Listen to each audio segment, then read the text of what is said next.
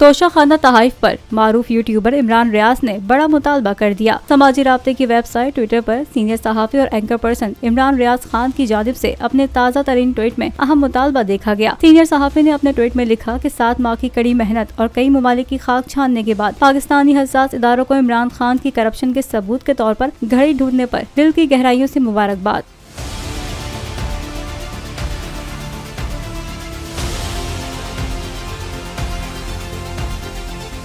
Senior सहाफ़ी इमरान रियाज खान ने tweet में मुतालबा करते हुए लिखा कि अब साबित करो कि ये घड़ी तोशाखाना से 50% रकम अदा करके खरीदी नहीं बल्कि गायब की गई। दूसरी जानिब सोशल मीडिया सारिफीन ने इमरान रियाज के ट्वीट पर अपने रद्द-ए-अमल का इजहार किया और लिखा कि सबको अपना वक्त पूरा होता देखकर घड़ी घड़ी सता रही है, मुमकिन है उल्टी गिनती गिनने में दुश्वारी हो रही हो। एक और सारिफ ने लिखा कि इमरान भाई ये नालायक लोग हैं, नहीं कर पाएंगे, इनसे नहीं होगा। बोल ने हमेशा हक और सदाकत का साथ दिया, सच के साथ खड़ा रहा।